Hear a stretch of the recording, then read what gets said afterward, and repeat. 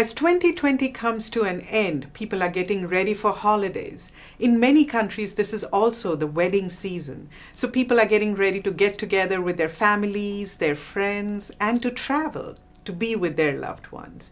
How can we ensure that we stay safe during these holidays? Here to explain the science behind the tools that you have at your disposal to keep yourself safe is Dr. Soumya Swaminathan. Welcome, Soumya. Hello, Vismita. Pleasure to be with you. Soumya, explain to us the tools that each family, each one of us has at our disposal to keep ourselves safe and the science behind these tools. Now that we understand how this virus spreads from person to person, we can also make sense of what we need to do and why we need to do those things. So, how does a virus spread?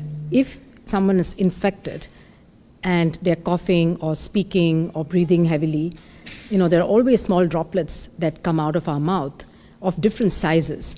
And in those droplets, you can have virus particles if you're infected. So knowing that, the science behind it, then we can see, okay, what do we need to do? We need to keep a physical distance from people, at least 1 meter, wherever possible, if possible more. We need to wear a mask so that when these droplets are coming out, when we speak, they're blocked by the mask. They're not escaping out into the air. And then we need to wash our hands frequently with soap and water, or we can use alcohol-based hand disinfectants. We need to avoid closed, unventilated places. If you're indoors with a lot of people, doors and windows need to be kept open. And if possible, do things outdoors wherever possible.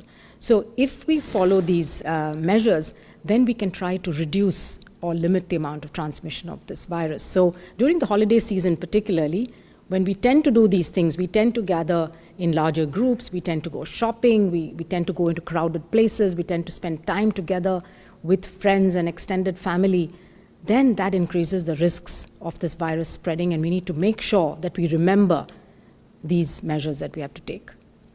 Soumya, we also have people in our families who are at risk. Who are these people and how can we keep them safe?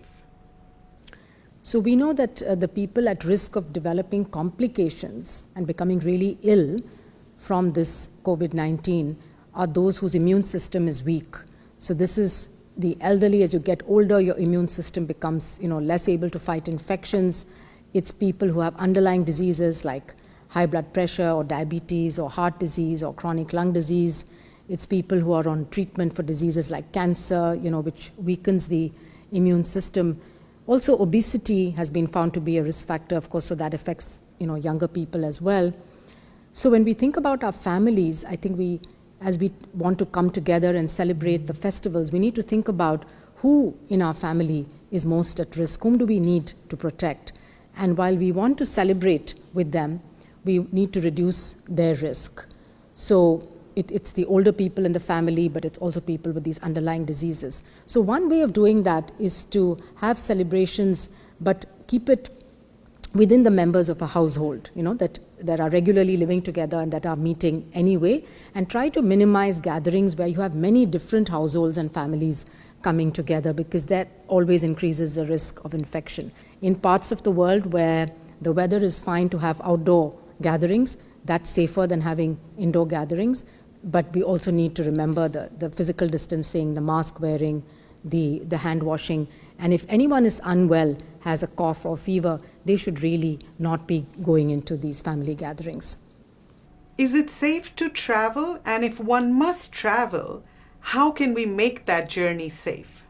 Yes, so the first question is to ask yourself, do I definitely need to travel? Is it a must? And if it is, then one has to minimize the risk. We know that no travel is going to be risk-free, but we can do many things to minimize that risk. And that is, again, the same things. Try to keep a distance when you're in the plane or the train or a bus. If you're in a bus or a car where you can open your windows, or even in a train, keep the windows open so you're getting a lot of ventilation.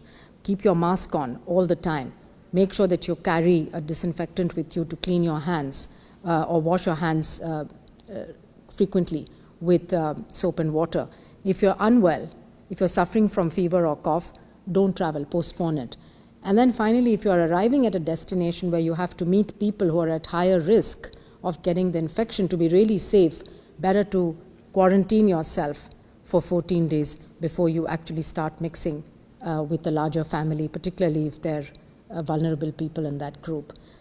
Thank you, Soumya. There you have it, WHO's Chief Scientist, Dr. Soumya Swaminathan, explaining how you can have safe holidays this season. So from the entire WHO family, we wish you happy holidays. Until next time then, stay safe, stay healthy, and stick with science.